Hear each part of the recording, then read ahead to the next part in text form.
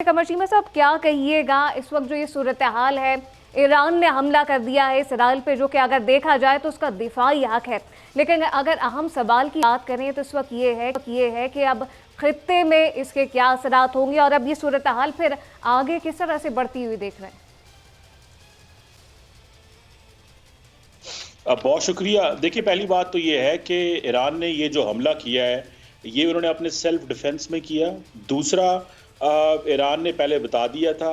تیسری امپورٹنٹ چیز یہ ہے کہ ایرانینز کہتے ہیں کہ ہم نے یو این چارٹر کو سامنے رکھتے ہوئے، یعنی کہ انٹرنیشنل لاء میں یہ ہمارا حق ہے، رائٹ آف سیلف ڈیفنس، اس کو دیکھتے ہوئے ہم نے یہ حملہ کیا ہے۔ اچھا، اس میں سب سے امپورٹنٹ چیز یہ ہے کہ ایرانینز نہیں چاہتے تھے کہ زیادہ کیجولٹیز ہوں یا کچھ ایسے حالات پیدا ہوں کہ اسرائیل مجبور ہو کہ وہ ریٹیلیٹ کرے۔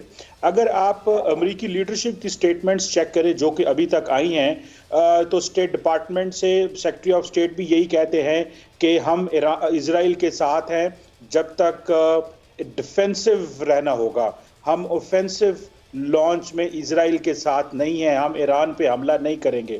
ڈیفینس سیکرٹری نے بھی یہی کہا، لارڈ آسٹن نے، کہ اگر اسرائیل کچھ کرنا چاہتا ہے تو ہمیں پہلے بتائیں۔ اٹ مینز کہ یہ ایک وارننگ ہوتی ہے کہ آپ کچھ ایسے نہ کیجیے گا۔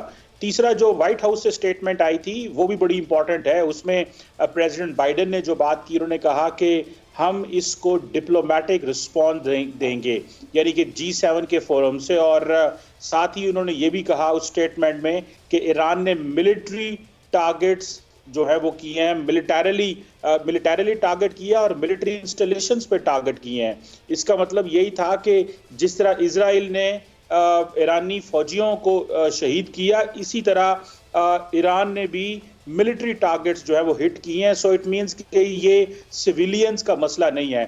دیکھا جائے تو خطے کے ممالک دیکھیں تو لارجلی کسی بڑے ملک نے کوئی سٹیٹمنٹ نہیں دی، سب خاموشی سے دیکھ رہے ہیں کہ ایران کیا کرتا تھا، کیا کرے گا۔ ایران نے حملہ تو کر دیا، لیکن امریکنز اور ویسٹرن فورسز چاہتی ہیں کہ مزید پینک کیوس نہ پھیلے، انسرٹن سچویشن نہ بنے، اور کسی طرح اسرائیل جو ہے وہ مزید ریٹیلیشن نہ کرے، تاکہ ایک جنگ کا ایک نیا سائیکل نہ شروع ہو جائے، اور جو جنگ ہے اس کا جو سرکل ہے وہ غزہ سے نکل کے پورے خطے میں چلا جائے۔ دیکھیں، ایران کی جو اسٹریٹجک پوزیشن ہے اور جو اسرائیل کی پوزیشن ہے اس میں کافی زیادہ فرق ہے۔ بیچ میں عراق آتا ہے، بیچ میں جارڈن ہے، بیچ میں ساتھ میں سیریا ہے، ایجپٹ ہے، اور بہت سارے ممالک ہیں، لیبنان ہے۔ تو اس خطے میں اگر اس طرح جنگ ہو کہ دونوں ایک دوسرے کے اوپر حملے کریں تو پورے کا پورے خطے کی ایئر سپیس بند کرنی پڑے گی۔ تمام جو انٹرنیشنل بڑے واٹر ویز ہیں، ریڈ سی ہے، اس کے بعد آپ کے اسٹریٹ آف ہارمز ہے، یا جو